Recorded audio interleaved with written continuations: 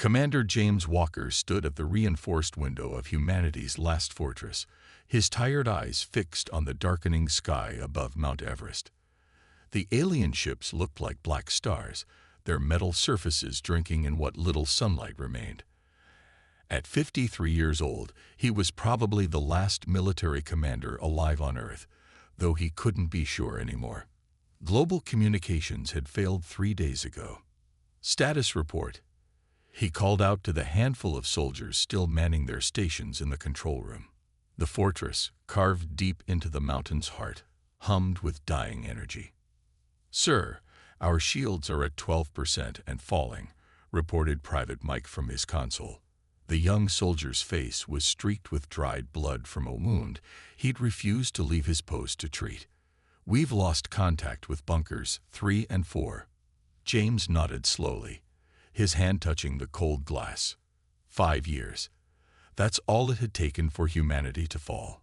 He remembered the day the Harbingers first appeared, their massive ships entering Earth's atmosphere with a display of lights that had amazed the world.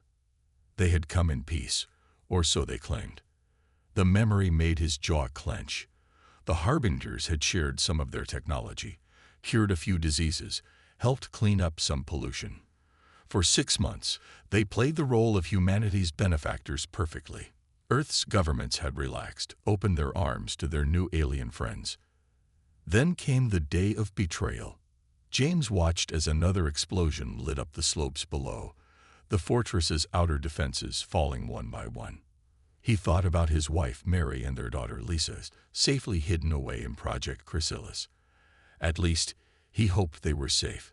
He hadn't heard from them since the project was sealed 3 years ago. "Commander," Mike's voice cracked with urgency. "Multiple breaches in the lower levels. They're inside."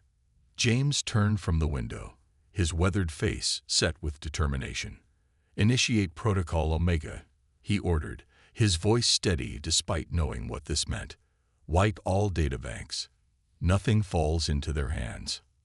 The remaining soldiers, only 12 left from the original 300, moved with practiced efficiency. Across the room, computers began deleting themselves, hard drives melting under controlled charges. "Sir," Lieutenant Adams approached, offering James his favorite rifle. "The civilian bunker is sealed. Those people will have a chance, at least until—" She didn't finish the sentence. James took the weapon, checking its charge out of habit. "They only need to last another 24 hours. That's all we need to buy them." A massive explosion rocked the fortress, throwing several soldiers off their feet. Emergency lights flashed red, and the familiar hum of their shield generators finally died. "This is it, people," James called out, taking position behind an overturned desk. "Remember your training. Remember Earth." The first Harbinger troops burst through the reinforced doors like living shadows. Their armor seemed to absorb light itself, making them look like holes in reality. James fired, his rifle's plasma bolts striking the lead alien square in the chest.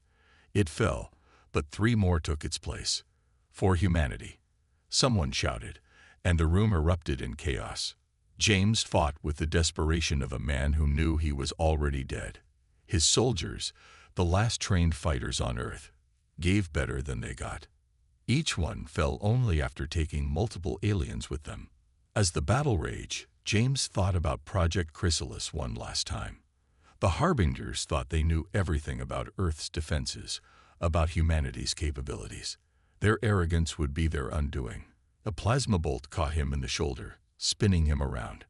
As he fell, he saw Mike take down 3 more aliens before being overwhelmed. Lieutenant Adams was still firing from behind a fallen column, her face set in grim determination. James smiled, even as another shot burned through his chest. The Harbingers celebrated too early. They thought that defeating Earth's armies meant they had won. They didn't know about the soldiers sleeping in hidden bunkers around the world, warriors engineered to be humanity's last card in a game they couldn't lose. As darkness took him, Commander James Walker's last thought was of hope. The Harbingers had just made their biggest mistake. They had killed the last human defender. Now the real war would begin. 3 miles beneath the Rocky Mountains, ancient machinery hummed to life. Lights flickered on in chambers that had waited silent for 5 years, their surfaces covered in a fine layer of dust.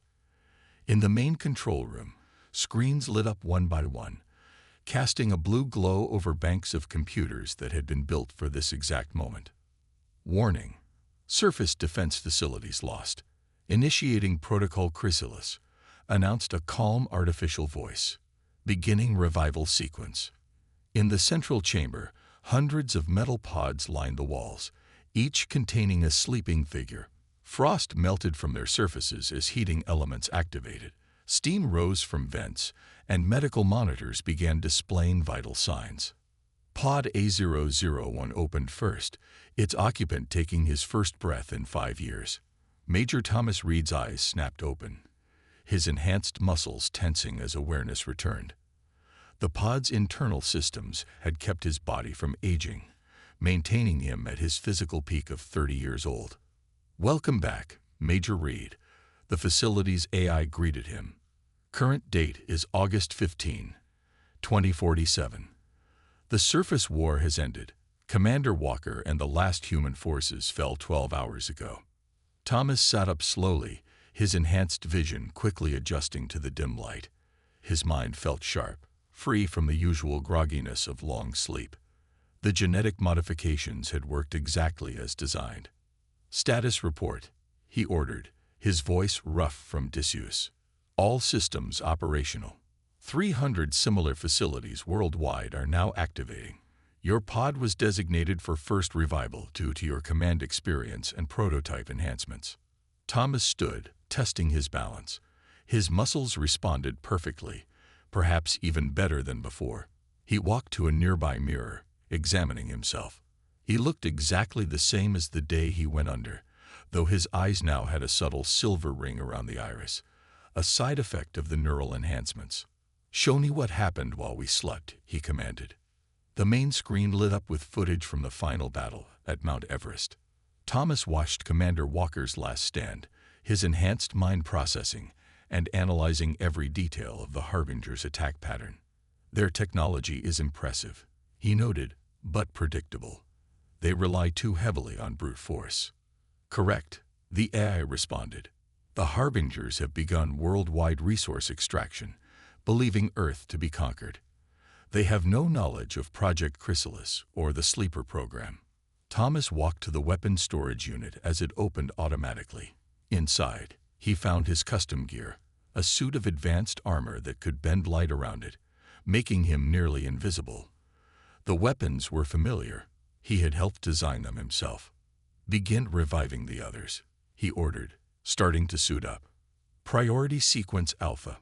The pods began opening one by one. The first to emerge was Captain Anna Mills, weapons specialist and tactical expert. Like Thomas, she showed no signs of aging or degradation. "Major Reed," she greeted him, quickly getting her bearings. "Did it work? Did we give them enough time?" Thomas nodded. 5 years of perceived victory. They've dropped their guard completely. Commander Walker and the others bought us the time we needed with their lives. Anna checked her own gear, her movements precise and efficient. The enhanced neural networks. "Fully operational," Thomas confirmed, feeling the connection to the facility systems. The genetic modifications had given them the ability to interface directly with human technology. "We can control everything from battle suits to satellite systems with a thought." More pods opened as they talked. Each sleeper soldier emerged ready for combat, their bodies and minds enhanced far beyond normal human limits. They were humanity's secret weapon, hidden away until the moment of apparent defeat. "First target?" Anna asked, checking her weapons charge. "There's a Harbinger mining operation 50 miles north," Thomas replied, bringing up a holographic map. Time to show them why they should have made sure humanity was really dead. A small smile crossed Anna's face. They thought they were being thorough, wiping out our armies and governments. "That was their mistake," Thomas said, his voice hard. "They never understood that humans plan for everything, even total defeat. We're not just soldiers, we're humanity's insurance policy. Around them, more sleeper soldiers prepared for war. The real battle for Earth was about to begin. And this time, humanity had the element of surprise. The Harbinger mining facility stood like a dark tower against the night sky. Alien machines tore into the Earth's surface, extracting rare minerals with constant mechanical precision. Guard towers scanned the perimeter with red beams of light, searching for threats that the aliens believed no longer existed. They were wrong. Thomas moved through the shadows like a ghost, his enhanced armor bending light around him. Even the facility's advanced sensors couldn't detect him. Behind him, Anna and 3 other sleeper soldiers followed in perfect formation, their movements synchronized through their neural networks. Guards change in 30 seconds. Anna's voice whispered in Thomas's mind through their neural link. Counting down. Thomas watched the alien guards, studying their movements. The Harbingers were tall, their black armor making them look like walking shadows. They moved with military precision, but there was something different about them now. A confidence that bordered on carelessness. They'd gotten sloppy, Thomas observed through the neural link. 5 years of unopposed occupation has made them soft. The guard change began. As the new shift took their positions, a 5-second gap opened in their patrol pattern, exactly as Anna had predicted. Now, Thomas commanded. The 5 sleeper soldiers moved as one. Their enhanced muscles carried them across the open ground faster than normal human eyes could follow.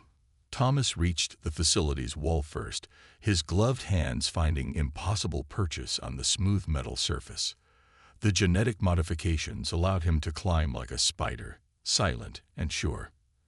An alien guard passed 3 feet below him, completely unaware. "Security systems accessed," reported Jones, their tech specialist, through the neural link. "Their encryption is good, but not good enough. We have control of their internal sensors." Thomas smiled grimly. The Harbingers had never bothered to change their security protocols. Why should they? They thought they'd killed everyone who could challenge them. The team reached a ventilation port. Anna pulled out a device smaller than her palm. Human technology, it had been waiting in storage for this moment. The metal around the port simply dissolved, creating a silent entrance. "Remember," Thomas broadcasted to his team, "this is not just about destroying one facility. We need to make them fear the shadows. Make them question everything they think they know about their victory." The sleeper soldiers slipped inside, their enhanced vision allowing them to navigate the dark corridors perfectly. Thomas could feel the facility's power systems through his neural interface. Human technology had evolved to interact with Harbinger systems during the war, and now they could control both. "Main reactor room ahead," Anna reported. 6 guards, all armed with plasma rifles.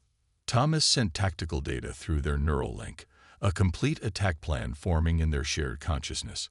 No words were needed. Each soldier knew their role perfectly. They struck like lightning.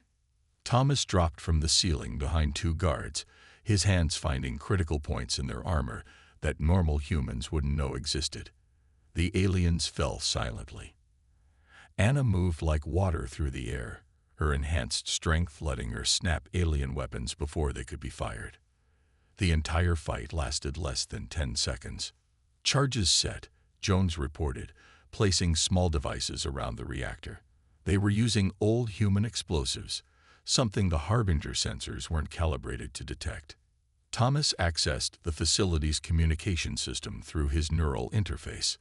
His message would be brief, but it would serve its purpose. "This is only the beginning," he broadcast in the Harbinger language, watching through security feeds as alien commanders scrambled to trace the signal. "You never killed us all.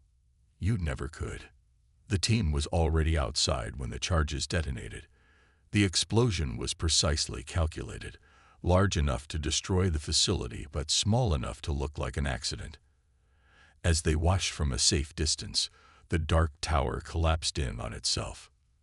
"First blood," Anna said with satisfaction. "How long until they realize what's happening?" Thomas watched the burning facility, remembering Commander Walker's last stand. Long enough. Other teams are hitting similar targets worldwide. By the time they understand, it will be too late. Through their neural network, Thomas could feel other sleeper soldiers emerging across the planet. Hundreds of enhanced warriors, armed with technology that had been hidden away for this exact moment. The Harbingers had won their war against regular humans, but they had no idea what humanity had become. "We are humanity's ghosts," Thomas said, watching alien rescue ships race toward the burning facility.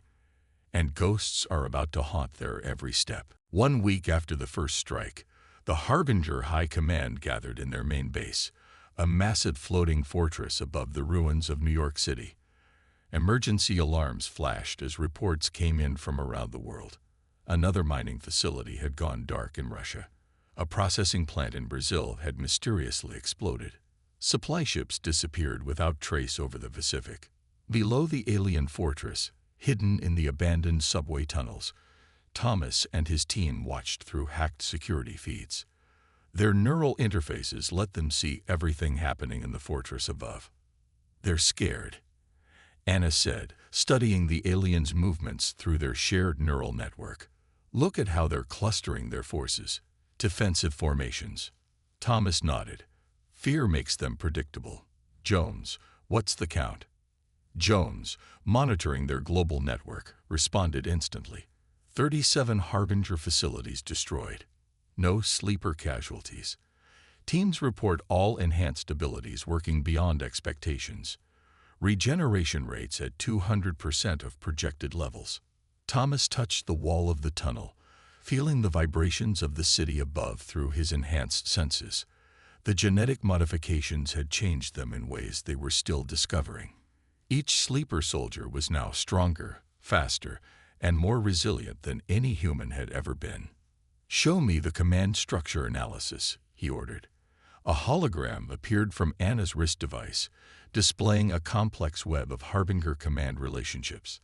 The pattern was clear. Every decision required approval from higher ranks. The aliens had no concept of independent action. "That's their weakness," Thomas said, pointing to the pattern. "They can't adapt without orders. Each loss makes them tighten control, which makes them slower to respond." A new alert flashed through their neural network. Team 6 in Europe had discovered something important. Thomas opened his mind to receive the data, seeing through the eyes of another sleeper soldier half a world away. "They found a Harbinger communication hub," he announced. "The aliens use quantum channels for instant communication across their empire. If we can tap into that, we can feed them false information." Anna finished, her eyes gleaming. "Make them see threats everywhere." Thomas stood, checking his armor systems. Time to show them Phase 2. "All teams, coordinate for Operation Shadow Dance." Across the planet, hundreds of sleeper soldiers acknowledged the command through their shared network. The enhanced humans moved as one force, their actions perfectly synchronized. In Singapore, a team of sleepers used their light-bending armor to walk right through a Harbinger security checkpoint. In Cairo, another team reprogrammed alien defense turrets to fire at shadows. Outside Moscow, sleeper soldiers used their enhanced strength to tear apart Harbinger tanks with their bare hands. The aliens responded exactly as predicted, by calling for reinforcements and clustering their forces around major installations. "They still think they're fighting a normal war," Anna observed, watching the Harbinger ships gather above their bases. "They don't understand what we've become." Thomas led his team through the tunnels, moving toward the base of the floating fortress. Their enhanced muscles carried them silently through flooded passages and collapsed sections. "The genetic modifications didn't just make us stronger," Thomas said as they ran. "They made us able to adapt. Every battle teaches our bodies new ways to fight. We evolve while they stay the same." They reached their target, a massive power conduit feeding energy to the fortress above. Jones plugged directly into it, his neural interface translating alien power signatures into data they could use. "Ready for the next step?" Thomas asked, looking at his team. Anna checked her weapons, her movements fluid and precise. The Harbingers think they know everything about Earth. Time to show them how wrong they are. Thomas opened his neural link to all sleeper teams worldwide. Begin Operation Shadow Dance. Show them what humanity has become. Across the Earth, enhanced soldiers emerged from hiding. The Harbingers were about to learn that their victory had been an illusion. They hadn't killed humanity. They had forced it to evolve. And now, the evolved were rising. In the darkness beneath New York, Thomas smiled as the first explosions began above. The real war was about to begin, and humanity's ghosts were ready to make the aliens regret every moment of their invasion. The old satellite control station in Antarctica looked abandoned, buried under 5 years of ice and snow. Thomas stood at the hidden entrance, his enhanced body barely noticing the bitter cold. Anna and Jones worked beside him, their armor's heating systems keeping them comfortable in the -70°C temperature. Harbinger patrols. Thomas asked through the neural link. None within 1,000 miles, Anna replied. They never found this place. They had no reason to look here. Jones placed his hand on the frozen door, his neural interface connecting with the station's ancient systems. Powering up. Project Sentinel is still intact. They never even knew it existed. The door slid open silently, revealing a massive underground complex. As they walked inside, lights flickered on automatically. Rows of computers lined the walls, covered in a thick layer of dust, but otherwise perfectly preserved. Humanity's biggest secret, Thomas said, walking to the main control station. The defense network we built but never used. Until now. The screens came to life as the 3 sleeper soldiers connected their neural interfaces to the system. Maps appeared, showing hundreds of hidden installations around the world. Satellites that the Harbingers thought were space junk. Underwater bases that looked like natural formations. Weather control stations disguised as mountain peaks. All systems operational, Jones reported, his eyes glowing slightly as he processed the data. 5 years of sleep mode has left everything at full power, ready to activate on your command. Thomas took a deep breath. This was the moment they had waited for. Through their neural network, he could feel other sleeper teams reaching similar installations around the world. Everything had to happen at exactly the right time. Begin countdown, he ordered. Synchronize with all teams. The computer displays showed sleeper soldiers accessing hidden bunkers in the Himalayas, the Amazon, and the Sahara. Each location controlled a different part of Earth's secret defense grid. Harbinger ships detecting unusual energy readings, Anna reported, monitoring alien communications. They're starting to notice something's wrong. Too late, Thomas said. Execute Operation Awakening. Jones pressed his hand to the main console. Energy surged through the complex as dormant systems roared to life. Above them, satellites that had played dead for years suddenly activated. Deep beneath the oceans, hidden bases began powering up weapons that the Harbingers had never seen. First wave activated, Thomas announced through the global neural network. All teams, proceed with Phase 2. Across the planet, sleeper soldiers triggered their parts of the defense grid. In orbit, Harbinger ships suddenly found themselves tracked by weapons they couldn't detect. In the atmosphere, weather patterns began changing as hidden control stations took control. They're panicking, Anna said with satisfaction, watching alien communications light up with confused messages. Their ships are trying to retreat to higher orbit. Keep them contained, Thomas ordered. Jones, activate the atmospheric defense shield. Energy beams shot from hidden installations around the world, connecting in the upper atmosphere.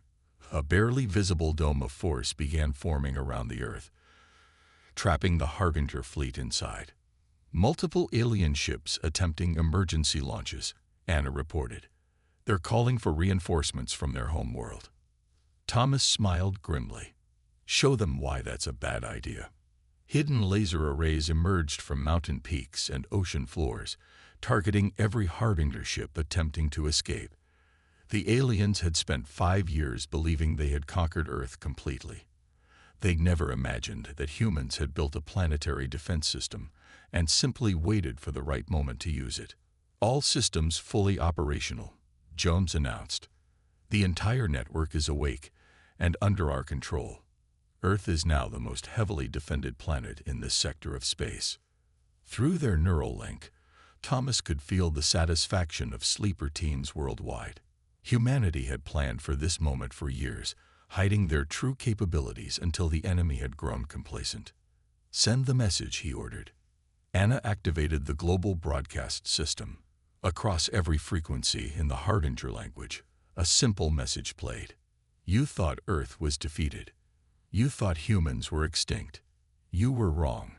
This is our world. And now, you're trapped here with us. The real battle for Earth was about to begin. And this time, humanity held all the cards. The sky above Earth had become a battlefield. Harbinger ships twisted and turned, trying desperately to escape the planet's atmosphere. But Earth's newly awakened defense grid kept them contained, like fish in a barrel. Thomas stood on the deck of a hidden floating platform rising from the Pacific Ocean, watching the chaos through his enhanced vision. Around him, massive gun batteries emerged from the waves, their barrels tracking alien vessels overhead. Status report, he commanded through the neural network. All sleeper teams in position, Anna replied from her station in the Himalayas. Weather control systems are creating storm corridors, forcing their ships exactly where we want them. Jones's voice came next, from his position in Antarctica, orbital defense grid at full power. Their communications are in chaos. They can't coordinate their forces. Above them, lightning storms herded Harbinger ships into killing zones. The aliens' once mighty fleet found itself divided and confused. Their rigid command structure, which had seemed so powerful during the invasion, now worked against them. Begin Operation Thunderstrike, Thomas ordered. Across the globe, sleeper soldiers activated their weapons simultaneously. Laser arrays hidden in mountains cut through alien shields. Electromagnetic pulses from underwater bases disabled their engines. The storm systems themselves became weapons, with lightning strikes precise enough to target individual ships. The Harbinger command ship is trying to maintain order, Anna reported, monitoring alien communications. But their captains are panicking. Some are trying to surrender. Thomas watched as another alien vessel crashed into the ocean, brought down by the coordinated attack. No mercy, he said firmly. They showed us none. Remember Commander Walker and the others. Through their neural link, he could feel hundreds of sleeper soldiers moving in perfect synchronization. Their enhanced bodies and minds worked together like parts of a single organism. This was what humanity had become, a force united not just in purpose, but in consciousness itself. Enemy forces at 60% and falling, Jones updated. Their technology is advanced, but they never prepared for this kind of synchronized assault. A massive explosion lit up the sky as one of the larger Harbinger ships lost its power core. The alien vessel split apart, its pieces raining down into a controlled zone in the Pacific where no debris could harm the land. Multiple enemy ships attempting to ram our defense installations, Anna warned. Activate the gravity wells, Thomas commanded. Hidden generators beneath the Earth's surface powered up, creating localized gravity fields that caught the falling ships like flies in honey. The Harbingers found their own mass being used against them, their ships pulled down into empty ocean zones where they could do no damage. Sir, Jones's voice carried excitement. We're detecting massive energy readings from their command ship. They're charging their main weapon. Thomas smiled grimly. This was what they had waited for. All teams, execute pattern echo. Show them what we learned from their own technology. The Harbinger command ship's weapon fired, a beam of pure energy that could have cut through a continent, but it never reached its target. Hidden relay stations around the globe activated, catching the energy and channeling it through the very network that kept the aliens trapped in Earth's atmosphere. The redirected beam split into hundreds of smaller strikes, each one targeting a different Harbinger vessel. The aliens watched in horror as their own weapon was turned against them. Enemy fleet at 30% strength and falling, Anna reported with satisfaction. Their command structure is completely broken. Individual ships are trying to flee in all directions. Thomas opened a channel to all remaining alien vessels. His voice, translated into the Harbinger language, boomed across their communications. 5 years ago, you thought you conquered Earth. You never realized we let you win. Humans don't just fight wars. We plan for every possibility, even total defeat. Now you face what we have become, and you learn the price of underestimating humanity. The sky continued to burn as Earth's defenses methodically destroyed the alien fleet. The Harbingers were learning, too late, that their greatest mistake hadn't been invading Earth.